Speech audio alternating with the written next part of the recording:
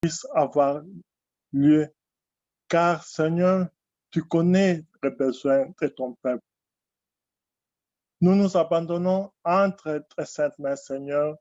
Ainsi, nous abandonnons aussi, Seigneur, ton serviteur qui nous parlera entre tes saintes mains.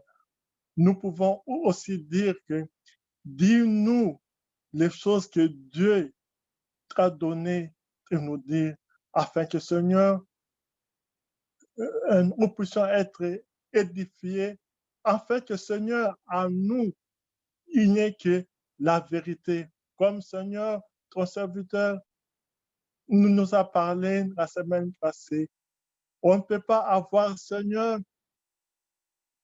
dans l'homme deux choses, le mal et, et, et, et aussi le bien. On ne peut pas avoir deux sources, Seigneur. Nous voulons avoir seulement une source, la source de la vérité, afin que, Seigneur, nous puissions être semblables à toi, pour que, Seigneur Dieu, nous puissions vivre éternellement grâce à toi. Agis puissamment à chacun de nous, sois avec nous, et que tout soit pour être, ta gloire. Au nom de notre Seigneur Jésus-Christ, nous t'avons ainsi prié. Amen. Amen. Amen. Dieu te bénisse richement, mon frère Guy.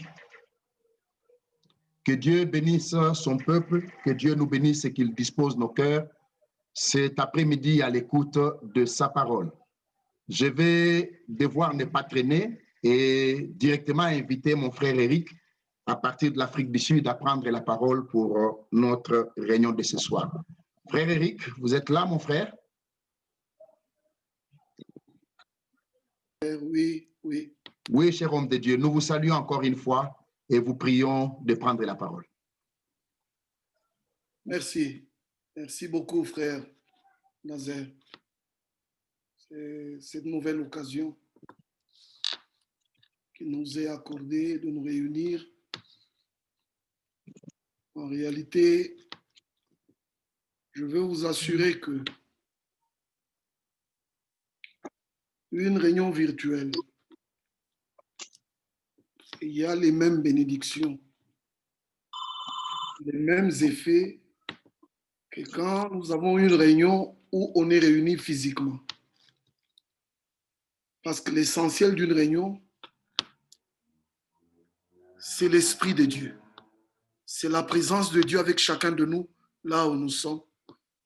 Et la parole à laquelle nous sommes tous liés. J'ai confiance qu'à la fin de cette réunion, l'Esprit de Dieu agira, que Dieu traitera avec chacun de nous individuellement. Et ma prière est que cette bénédiction soit partout. Il a promis de se manifester où que aille sa parole. Alors nous lui faisons confiance. Bon, l'écriture qui a été lue ici dans 2 Corinthiens 13 et appartient à un très grand sujet. Je crois qu'il s'agit, comme nous l'avons entendu, de l'Église du Seigneur et son établissement, et dans notre temps plus spécialement, son achèvement. Ici, Matthieu chapitre 16. Je vais directement à Matthieu chapitre 16.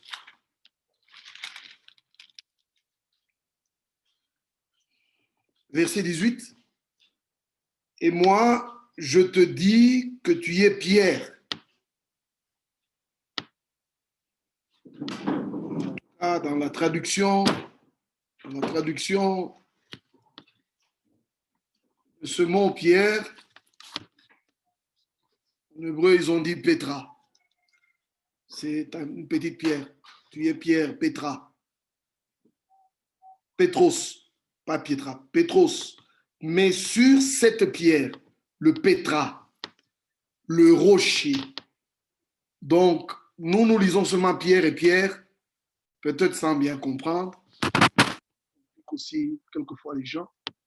Mais si on doit traduire les mots originalement, il s'agit de pierre qui est pétro, qui est le petit caillou, mais sur ce pétra, le rocher de la révélation, je bâtirai mon église. Mes frères et sœurs, l'église de Jésus-Christ n'est pas une organisation humaine, pas du tout. Vous pouvez tout faire en ce qui concerne la vie ici sur la terre, des réunions, mais l'église est l'affaire de Jésus-Christ. C'est une création divine. C'est une création de Dieu lui-même. Personne ne peut dire, moi j'ai mon église, moi j'ai mon église, j'ai mes brebis. C'est incompréhensible que les hommes disent ça. Mais ici, l'église de Jésus-Christ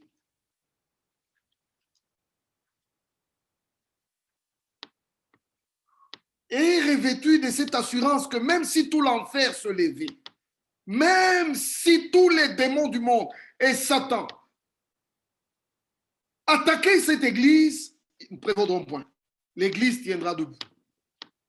C'est ça la joie, c'est ça notre joie. C'est de savoir, c'est de trouver grâce et de prendre part à ce que le Seigneur fait dans ce temps.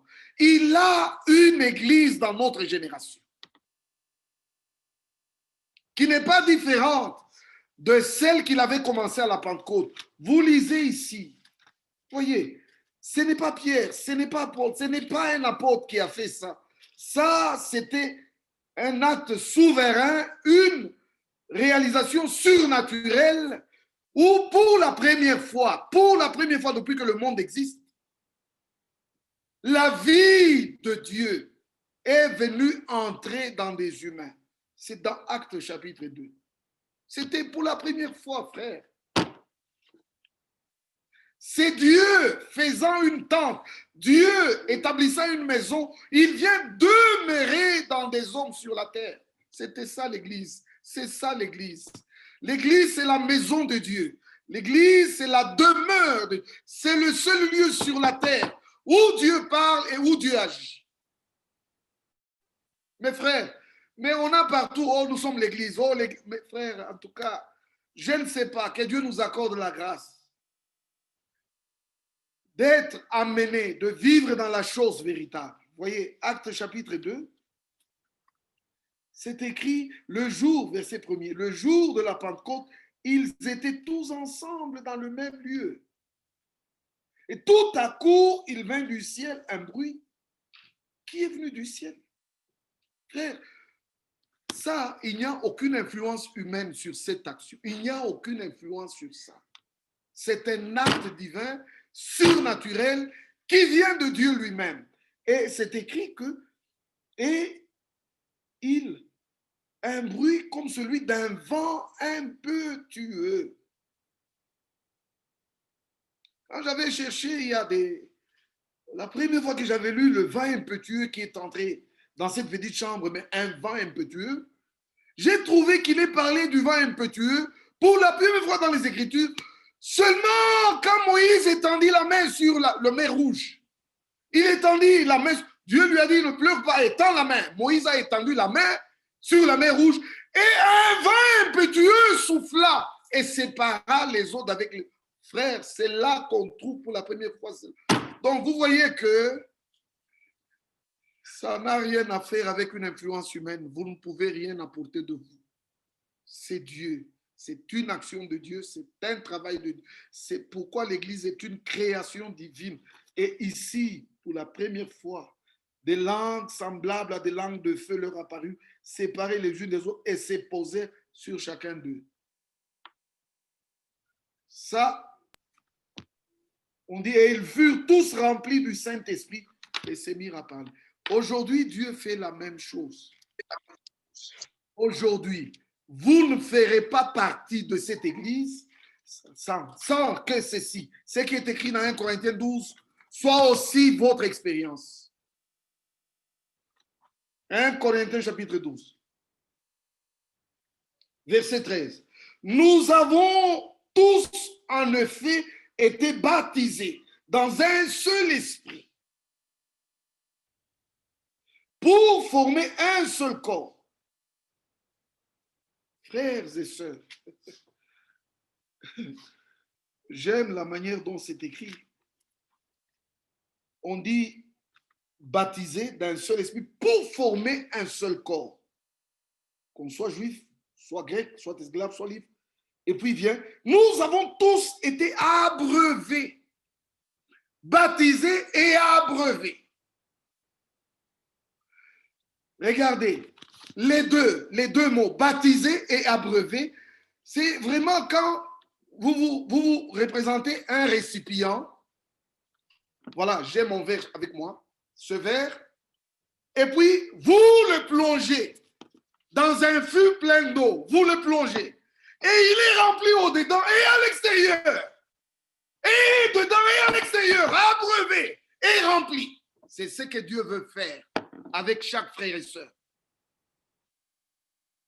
Pas seulement une petite onction au-dessus, non, mais aussi dans l'âme. On est rempli au-dedans et à l'extérieur partout. Et quand on sort le verre, il est plein comme ça. C'est de l'extérieur et de l'intérieur. Baptisé et abreuvé. Dieu nous destine à cela. Parce que moi et toi, nous sommes choisis. Notre foi dans le message, dans cette parole que Dieu a envoyée dans notre temps, qu'est-ce que Dieu a fait? Par ce message de William Branham, le Dieu du ciel a refait, il a fait un tout nouveau commencement pour que l'Église revienne à ce qu'elle était, au fondement originel, au fondement original. L'Église, avec ce message, l'Église doit venir à Éphésiens 4, encore une fois, nous le disons. Ça revient, le fondement est ici, écrit ici. Verset 4, Éphésiens 4, verset 4. Il y a un seul corps, il n'y en a pas deux, il n'y en aura pas deux, il n'y en aura pas trois. Un seul corps et un seul esprit. Par le message du temps de la fin, Dieu nous ramène à ce fondement original. Et il est écrit ici, comme aussi vous avez été appelés à une seule espérance par votre vocation. Pourquoi? Parce qu'il y a un seul Seigneur, il y a une seule foi, il y a un seul baptême. Il y a un seul Dieu. Voilà le verset, voilà comment c'est merveilleux. Il y a un seul Dieu et Père de tous, qui est au-dessus de tous, qui est parmi tous et qui doit être en tous.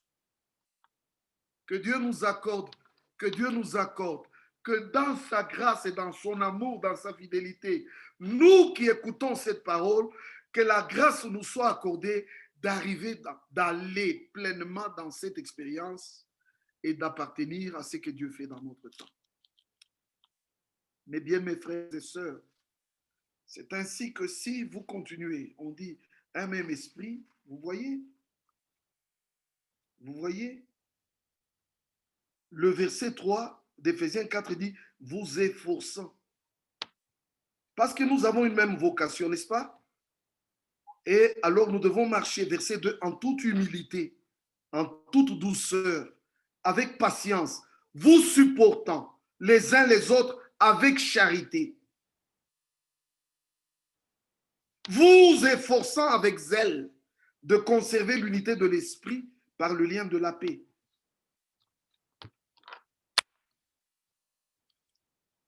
C'est quand l'esprit vient, comme 1 Corinthiens 12 le dit, ici, en rapport avec Actes chapitre 2, il a établi l'église. Le Seigneur a dit, je bâtirai mon église.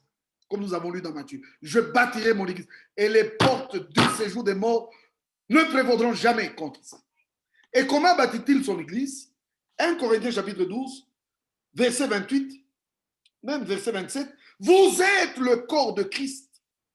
Et vous êtes ses membres, chacun pour sa part. Chaque frère, ne voyez-vous pas que dans notre temps,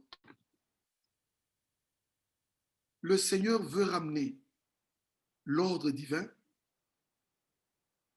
que chaque chose soit à sa place, que l'Église puisse terminer, que chacun trouve sa place, la place qui lui est propre. Il n'y a que les gens qui n'ont pas trouvé leur place, qui ne participent pas à l'édification. Maintenant,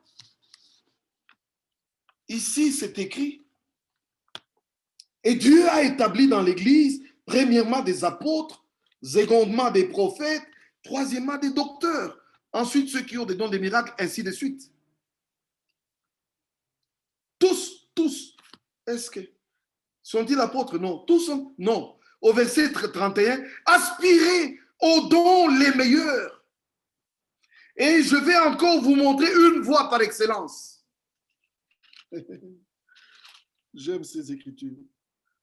Aspirez aux dons les meilleurs. Verset 12 de 1 Corinthiens chapitre 14, il nous montre la voie par excellence. Il nous montre le but des dons et de ce qu'on doit. Ici, c'est écrit. Ici, c'est écrit. Verset 12. De même, vous, puisque vous aspirez aux dons. Écoutez, chaque don, que ce soit seulement pour l'édification de l'Église, que vous cherchez à en posséder abondamment. Frère, ça coupe toute l'histoire. Là où il y a un vrai don, et là où il y a l'esprit de Jésus-Christ, et là où Dieu emploie un homme, là, il y a l'édification. Il n'y a pas de destruction. Comme notre frère a lu dans 2 Corinthiens, là, les deux mots sont mentionnés, hein, édification et distraction, et édification et destruction. Hein, 2 Corinthiens 13.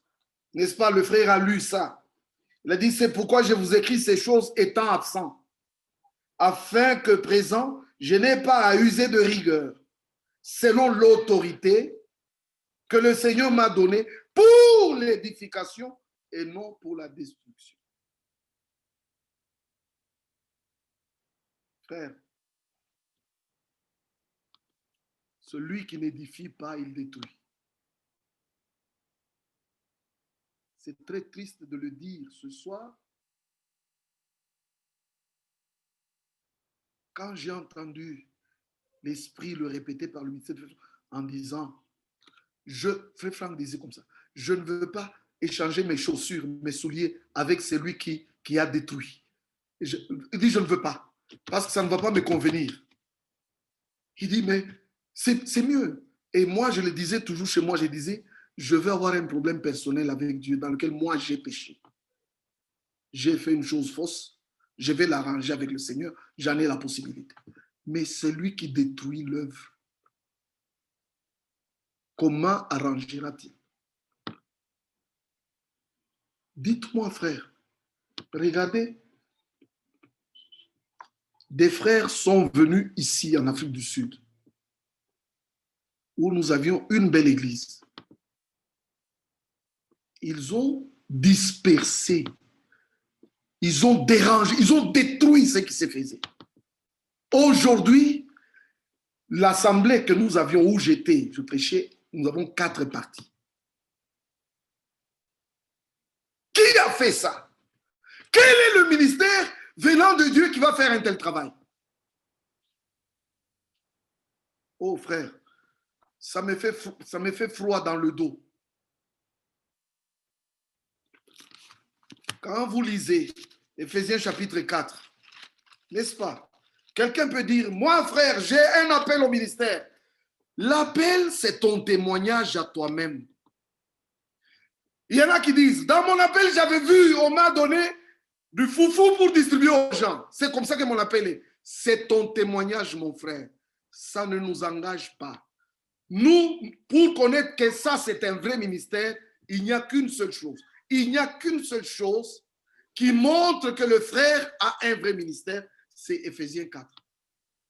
Et dans Éphésiens 4, c'est écrit, verset 11, il a donné les uns comme apôtres, les autres comme prophètes, les autres comme évangélistes, les autres comme pasteurs et docteurs.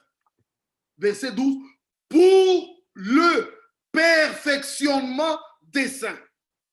Quand un homme travaille, prêche, et cela amène la perfection, voilà ce qui nous convainc, nous. Et qu'est-ce qu'il a encore dit? Perfection en vue de l'œuvre du ministère de l'Église. Une autre traduction dit, pour amener les saints à être capables dans l'exercice. C'est-à-dire, quand on prêche, chacun voit que je dois prendre part à cette œuvre que Dieu est en train de faire. Ça amène les saints dans l'exercice du travail du ministère qui s'est fait. Mais toi, tu prêches, ça révolte 15, ça révolte 13, ça met le trouble. Mais alors, dis-moi, qu'est-ce que tu as fait? Quelle est la parole que tu as amenée? Aucune vérité de Dieu ne peut amener cette amertume. Aucune vérité. La vérité sort d'une casserole d'amour. La vérité est le produit de l'amour et quand elle est prêchée, elle donne la repentance et réconcilie les gens avec Dieu. Et quand les gens sont réconciliés avec Dieu, ils sont aussi réconciliés les uns avec les autres. Maintenant, il y a des gens qui ne me saluent pas, qui ne peuvent même pas me saluer, qui me voient, ils tournent le dos, ils s'en vont. On ne sait pas, on ne sait jamais tirailler. Mais qu'est-ce qu'on lui a dit? Qu'est-ce qui a été dit? Vous savez, vous n'êtes pas étranger, vous savez que vous avez vécu les mêmes choses partout où vous êtes. Mais regardez le temps dans lequel nous sommes, frères. Regardez l'heure. Ici, il est écrit, en vue de l'œuvre du ministère, c'est-à-dire rendre les saints capables dans l'exercice du ministère de l'Église et de l'édification du corps de Christ. De l'édification du corps de Christ.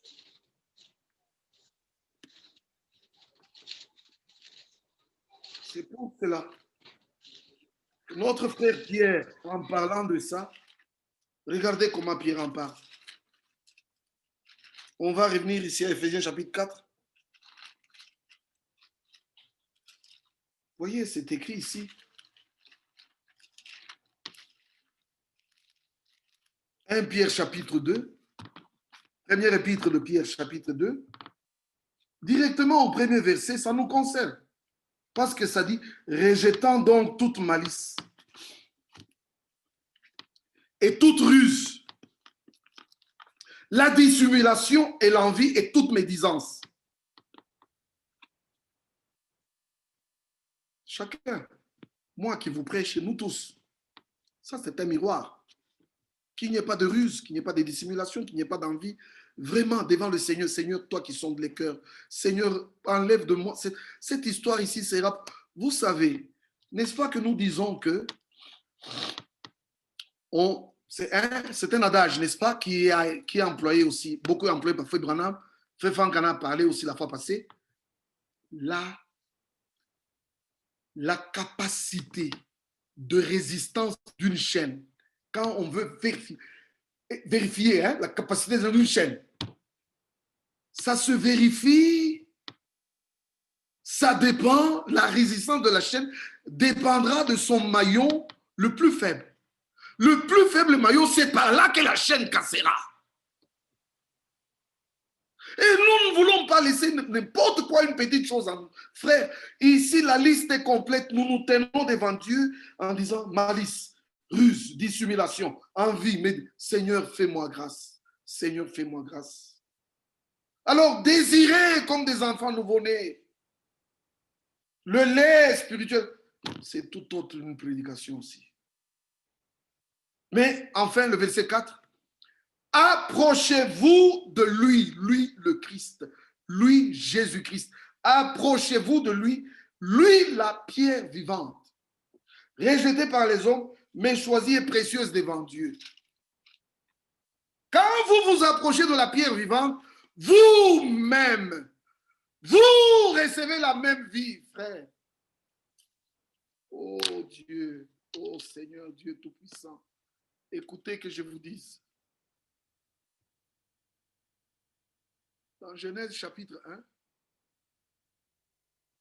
le verset 11, vous savez que tous ces jours-ci, ça fait 1 mois et demi, 2 mois et demi, que c'est cette brochure-là qui est prêchée, la parole parlée, la sémence originale. Et le verset clé, c'est Genèse chapitre 1, verset 11, que chaque sémence se reproduit selon son espèce. N'est-ce pas? On avait lu ça, Genèse chapitre 1, verset 11. C'est écrit comme ça. Il est écrit, puis Dieu dit que la terre produise de la verdure, de l'herbe portant de la sémence, des arbres fruitiers donnant du fruit selon leur espèce et ayant en eux la sémence sur la terre. Et cela fut ainsi. Et même le verset 29 aussi. Et Dieu dit, voici, je vous donne toute herbe portant de la sémence, qui est à la surface de toute la terre, et tout arbre ayant en lui du fruit de l'arbre, et portant de la sémence. Donc, alors, la sémence, c'est pour qu'elle se reproduise, que l'arbre se reproduise, que le même arbre se reproduise tel que Dieu l'a créé originalement. Et la phrase de William Branham dans cette prédication-là, il disait, la vraie vie ne peut venir ou ne peut se reproduire que par son moyen originel. Son moyen originel de reproduction. Le moyen par lequel cette vie-là a démarré au commencement, c'est le même moyen que Dieu emploie. Mais comment voulez-vous qu'on ait un manguier aujourd'hui si on n'a pas la sémence du manguier qui était au commencement? Ça n'arrivera pas. Et en ce moment-là,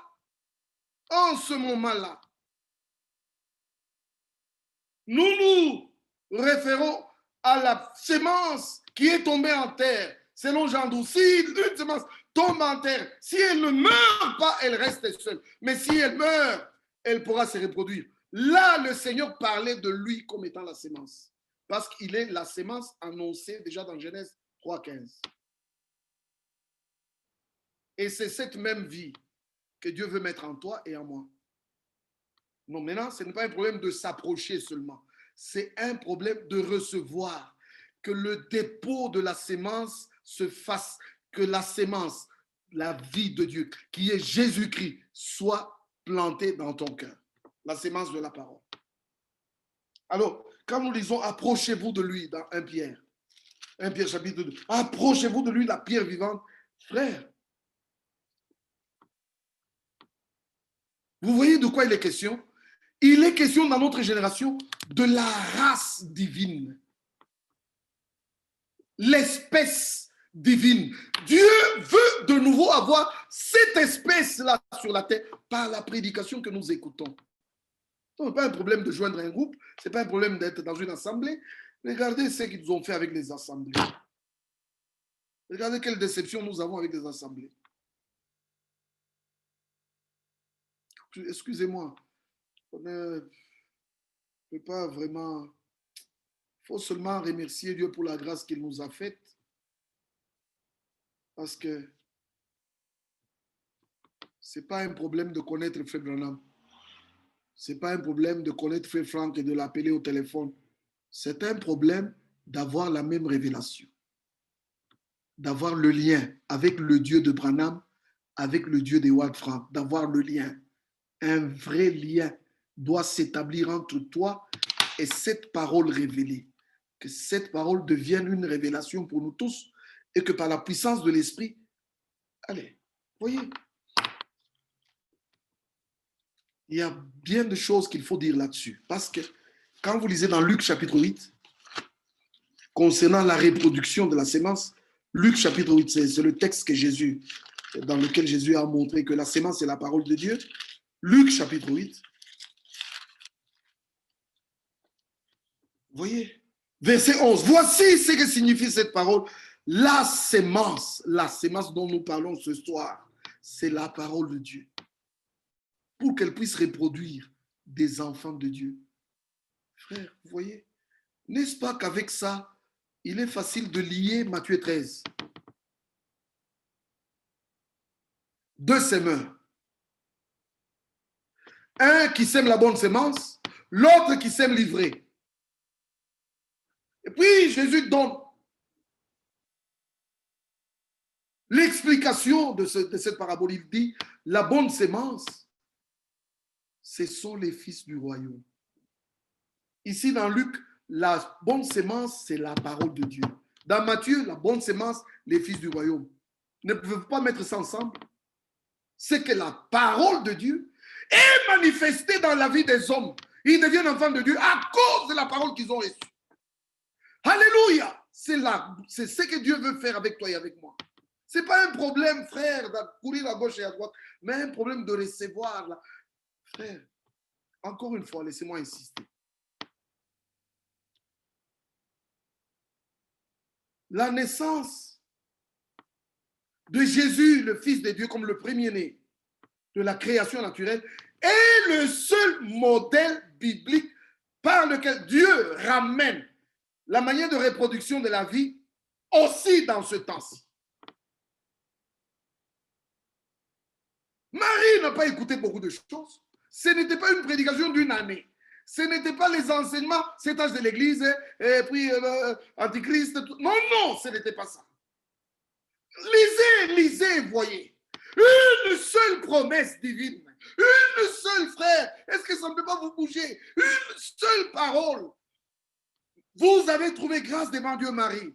Car, vous voyez, rien que ça, et la semence a été déposée dans son cœur.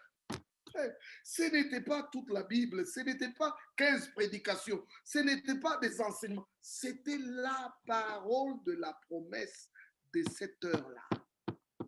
Et elle a été choisie, elle a cru en ça. C'était tout. Et l'ange lui a dit, le reste appartient à Dieu. La puissance du Très-Haut te couvrira de son ombre et l'enfant naîtra. Ça va se faire avec toi et avec moi. Frère, ne courez pas à gauche et à droite. Frère, dans ce temps, nous lisons dans Galates chapitre 8, Galates chapitre 4, pour vous, frères, comme Isaac, vous êtes enfants de la promesse. Frère, nous sommes le produit d'une promesse de la Bible qui avait dit qu'il y aura des gens qui recevront le message du temps de la fin et leur foi sera ramenée à la foi que nous sommes le produit d'une promesse. Alors accrochons-nous à ça et Dieu enverra le Saint-Esprit et tout le travail sera accompli. J'aime cette écriture de Luc parce que quand vous lisez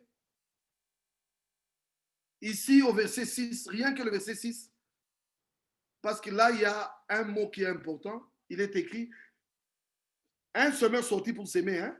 C'est écrit comme ça, n'est-ce pas? Verset 5. Un semeur sorti pour s'aimer sa semence. Comme il s'aimait, une partie de la semence tomba le long du chemin. Elle fut foulée aux pieds et les oiseaux du ciel la mangèrent.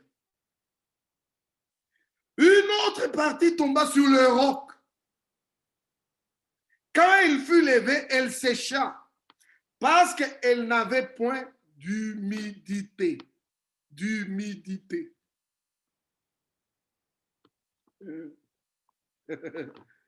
Oh, bien-aimés frères et sœurs.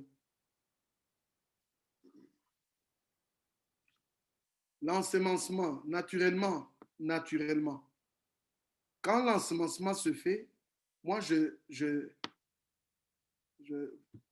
frère Amaklé Kanemou doit connaître que nous connaissions les dates quand les champs commençaient à mourir. Le 15 septembre, hein, tout le monde, frère, tout le monde sait que la pluie va tomber. Même si elle n'est pas encore tombée, tout le monde va pour le labour. Le 15 septembre, à Monédito, tout le monde va dans les champs. Maintenant, j'ai compris que non, les cultivateurs connaissent. Vous ne pouvez pas s'aimer la semence tant que la terre n'est pas humidifiée.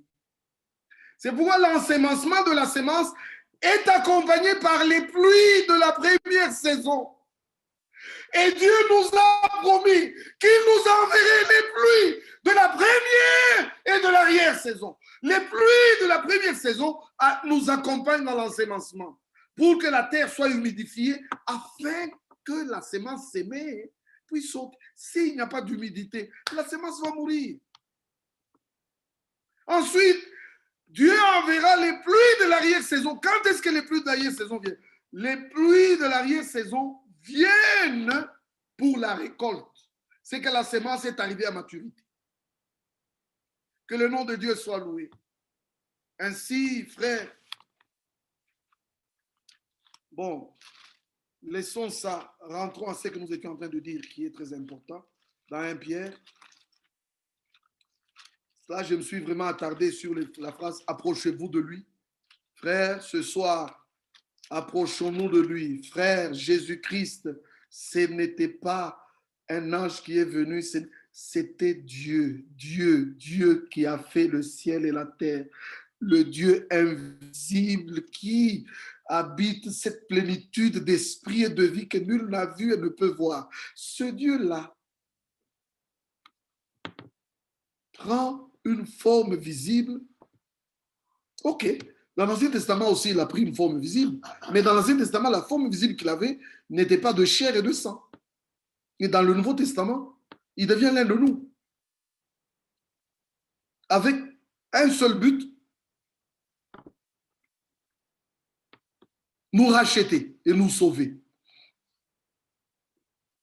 Il fallait qu'il vienne, parce que la chute était arrivée dans un corps de chair et de sang, il nous a suivis dans ce corps, dans cette condition-là. Et maintenant,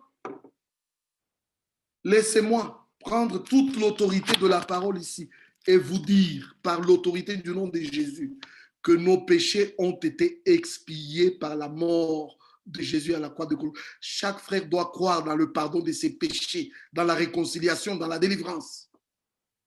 Ce que Jésus a fait, il n'y a rien à y ajouter. Il a réduit Satan à l'impuissance et il a réduit cette chair du péché à l'impuissance en mourant à la croix. Nous devons réclamer ce qui est nôtre. N'est-ce pas? N'est-ce pas, frère? Cet âge, partout, les gens, cet âge, on dit droit de l'homme et tout ça, droit de l'homme.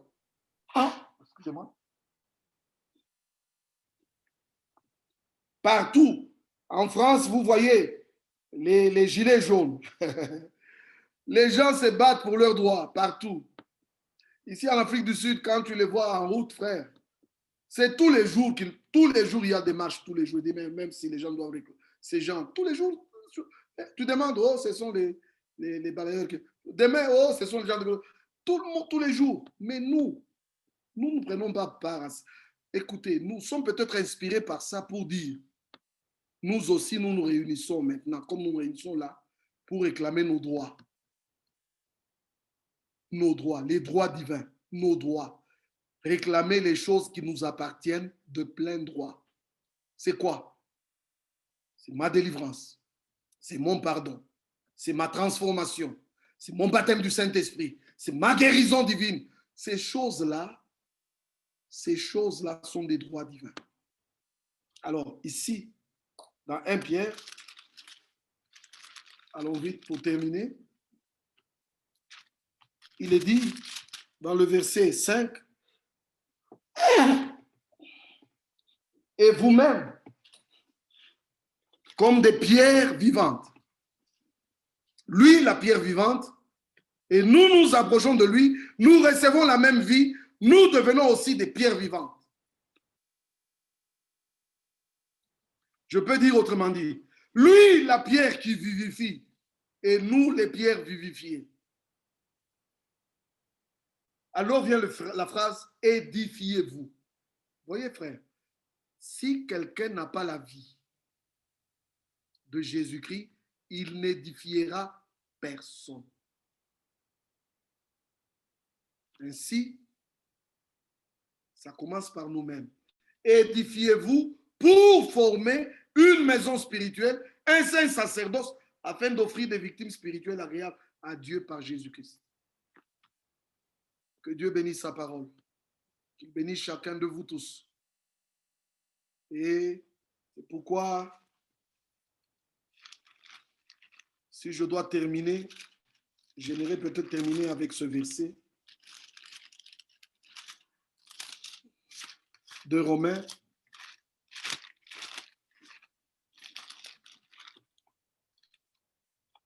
Romains, chapitre 14.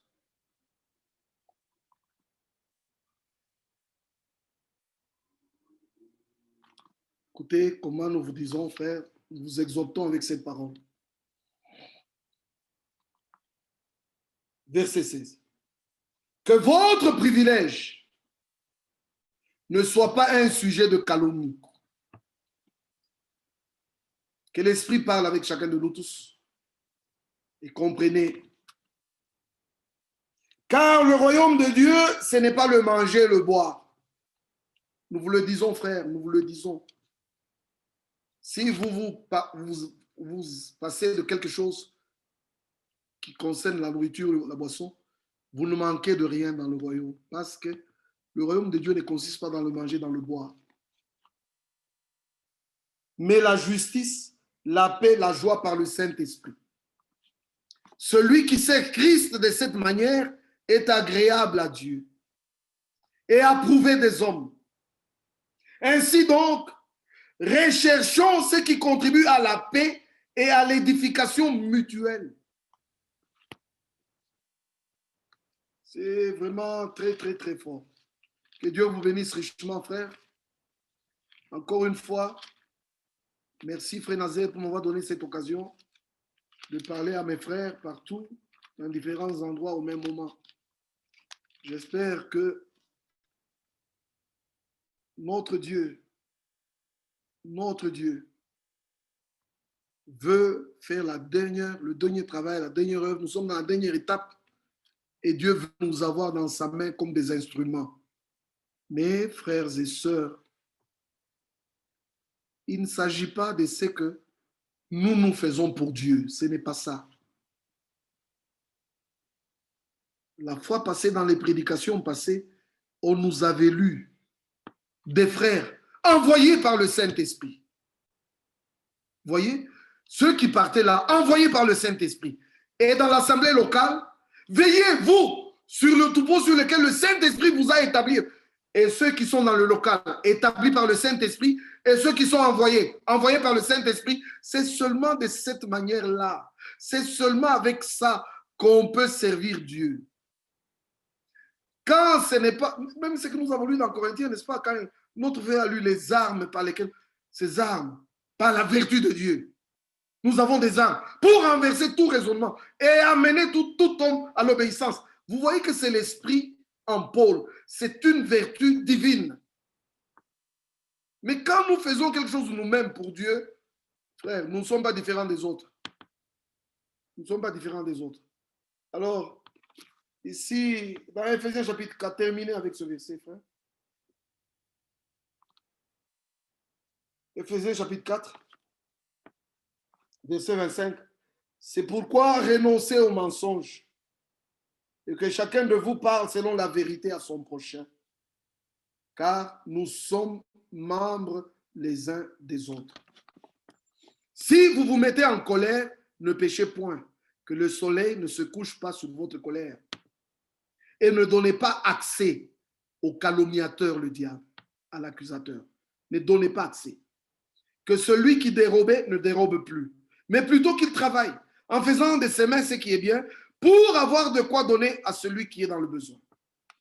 Maintenant vient le verset 25. Qu'il ne sorte de votre bouche, je vous supplie.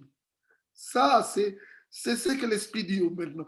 Qu'il ne sorte de votre bouche aucune mauvaise parole. Mais s'il y a lieu, quelques bonnes paroles qui servent à l'édification et communiquent une grâce à ceux qui l'entendent. Que l'honneur, la gloire et la louange reviennent à notre Dieu au nom de Jésus-Christ. Amen.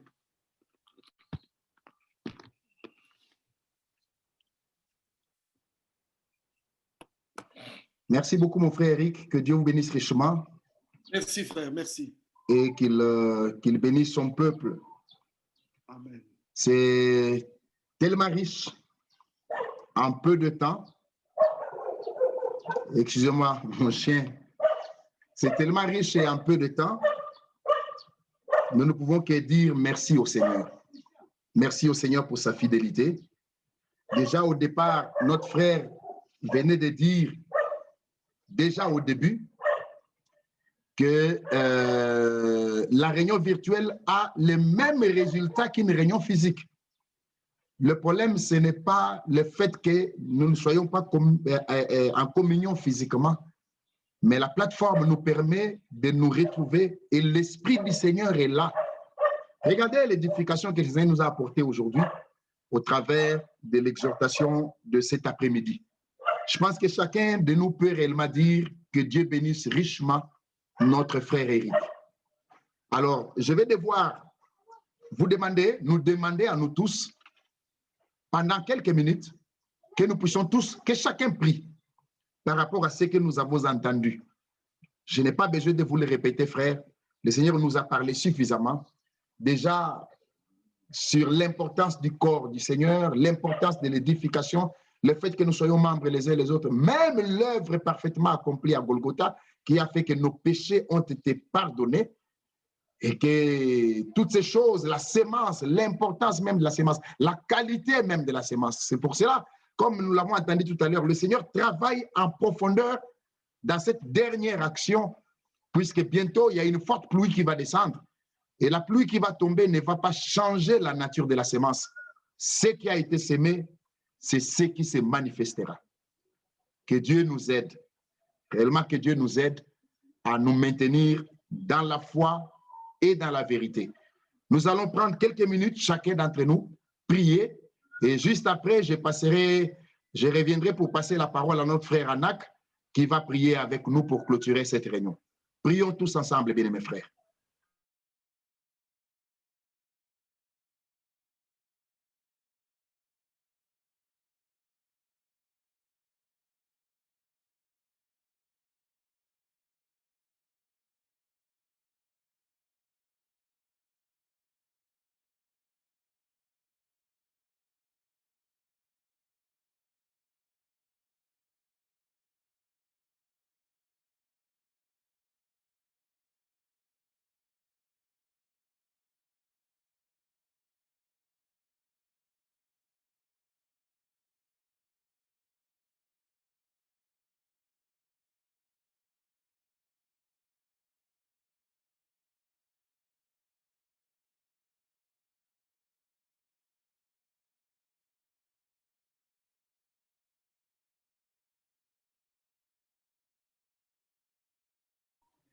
Si riche, si profond, insondable, c'est l'amour divin. Oh, l'amour rédempteur. Oh oui, pour moi, pour moi.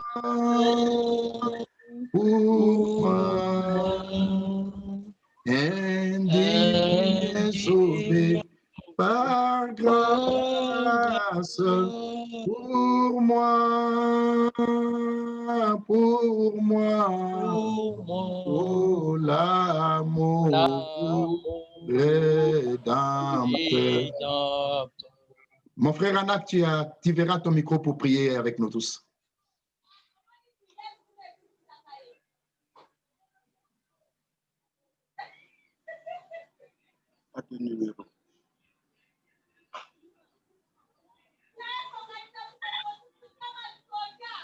Frère Anak, tu nous entends? Oui, tu peux prier, frère. Ah, ok, ça va, pas de problème. Nous allons prier. Dieu, notre Père bien-aimé, merci Oui, pour ton amour, merci pour ta miséricorde, merci surtout pour ta parole.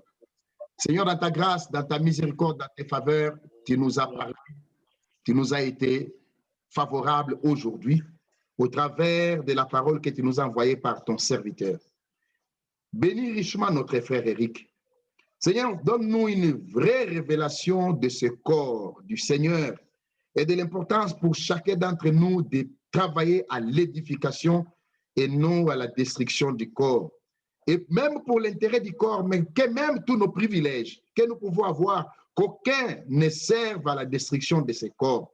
Seigneur notre Dieu, maintiens-nous dans la vérité, dispose nos cœurs à la crainte de ton nom, fais-nous marcher sur des chemins que tu as ouverts toi-même, ces chemins qui débouchent, que nos chemins débouchent sur Jérusalem, que nos chemins débouchent sur ta parole, que la vraie nature divine se manifeste en chacun d'entre nous, que chaque frère et sœur soit non seulement être rempli de ta présence, mais qu'il soit couvert de ta grâce et que ta parole habite réellement en nous abondamment, Père. Tu reviens comme tu l'avais promis. Les signes le manifestent. L'Odyssée, l'âge des événements rapides. Aide-nous pendant que la lumière est encore là, que nous puissions croire à la lumière et marcher dans la lumière. Notre Dieu, notre Seigneur, ce n'est plus le temps pour nous, Père, de considérer quoi que ce soit. C'est le temps de tourner vers toi, les regards vers toi, qui est l'auteur de notre foi et qui l'amène à l'achèvement. L'humanité tout entière révèle, tout ce qui se passe sur la terre révèle que tu reviens bientôt. La prophétie de l'Écriture a les derniers mots. Les signes se manifestent, Père. Notre souci, notre préoccupation cet après-midi, ce n'est pas ce qui doit se passer sur la terre, car que le monde le croit ou pas, ce que tu as décidé dans ta volonté, tu l'accomplis dans ta fidélité. Notre préoccupation, c'est tout ce que tu nous as promis, tout ce que nous devons vivre, expérimenter et manifester. Tant que nous ne le voyons pas, Père, nous ne voulons pas être calmes, tranquilles. Agis en chacun d'entre nous. Que ta grâce repose sur nous. Que tes faveurs couvrent chaque frère et chaque sœur. Que cette parole que nous avons entendue cet après-midi, qu'elle serve à l'édification de chacun d'entre nous. Ceux qui sont au loin, tous les frères qui ont répondu présents à cette invitation, que tant sur Zoom que sur Facebook, que tu les bénisses tous. Ceux qui auront la possibilité de réécouter cette parole après, que tu les bénisses aussi, Père. Que ta grâce repose sur nous. Donne-nous encore des occasions comme celle-ci où nous pouvons être là devant ta présence pour nous laisser édifier et écouter ta parole. Oui, nous nous approchons. Puisque tu nous invites en disant approchez-vous, nous voulons nous approcher encore, être réellement des pierres vivifiées, servir à l'édification, que chacun puisse prendre la place que tu lui as réservée, afin que nous soyons en bénédiction les uns pour les autres. Que notre préoccupation soit réellement l'avancement de ton royaume et aussi des expériences que nous devons faire avec toi. Que tout celui qui est malade, que tout celui qui a des préoccupations de diverses natures, Père, tu es capable d'exaucer au-delà de toute mesure. Bénis ton peuple et rends-le heureux pour que la gloire te revienne. Au nom de Jésus-Christ, nous t'avons ainsi prié, Père. Amen. Voilà, bien mes frères. Que Dieu nous bénisse tous et qu'il bénisse encore une fois richement notre frère Éric. Que la grâce du Seigneur soit avec nous tous. Amen. Oui, frère. Ça ne gênerait pas que nous puissions nous voir le lundi si vous n'avez pas un emploi du temps contraignant à la même heure. Dieu voulant. Aïe, aïe, aïe, aïe. Ce n'est ni Anaclé, ce n'est ni frère Guy, ce n'est ni la sœur Lucie, ce n'est ni le frère. Personne ici sur cette plateforme ne dira non. Dieu voulant, si Dieu le veut, si le Seigneur le veut, et si le Seigneur nous est favorable, le lundi prochain, nous nous retrouverons à la même heure avec notre frère Éric pour écouter la même parole. Il y a des salutations de notre frère Anak. Le frère Anak, il y a la sœur Berthe. D'abord, je commence par la sœur Berthe. Dieu te bénisse richement, la sœur Berthe, la femme à notre frère Éric. Oui, frère, merci. Voilà. Merci beaucoup. Alors, notre frère Anak, à qui j'avais demandé à prier, a eu un problème avec son micro. Que Dieu bénisse notre frère Anak. Il est à Kanyama. Voilà, il nous salue tous. Alors, il y a frère Guy qui est au Canada. Que Dieu vous bénisse aussi. Il y a notre sœur Chantal Ndenga à partir des États-Unis qui a adressé des paroles de bénédiction à frère Éric. Il y a la sœur Becky à partir d'Orléans qui nous a salués aussi. Le frère Némi Oscar Kabundi à partir de Kasumbalesa qui nous a salués aussi. La sœur Minon, la sœur Lucie Minon, au départ déjà de la Réunion à partir de Lyon en France, qui nous avait salués aussi. Il y a notre frère Steve Kubenga qui nous a salués, qui a fait parvenir des paroles de bénédiction en faveur de notre frère Eric. Il y a notre frère Joël Kimé, en Europe aussi, qui nous a salués, qui a transmis aussi des paroles de bénédiction en faveur de notre frère Eric. Aux uns et aux autres, certainement, que Dieu nous bénisse tous. Et nous avons enregistré la réunion. On va rendre disponible pour nous tous le fichier audio. Si quelqu'un en a besoin, il pourra le demander, on pourra le lui transmettre. Le frère Obed Nete aussi salue tous les saints au nom de notre Seigneur Jésus-Christ. Notre sœur, beaucoup se sont connectés. On ne saura pas vous citer tous. La sœur Louise Fataki, en Europe aussi, à Paris, beaucoup d'autres frères. Que la grâce de Dieu soit avec nous tous. Je crois qu'on peut, si on voudrait vraiment continuer, on prendra tout le temps. Que Dieu vous bénisse tous, que la paix soit avec vous. Allons digérer cette bonne parole que Dieu nous a donnée ce soir. Que Dieu bénisse richement notre frère Eric. Que la grâce de Dieu soit avec nous tous. Rendez-vous est pris, si Dieu le veut, lundi prochain, sur la même chaîne, sur la même plateforme, à la même heure. Maranatha. Amen. Amen.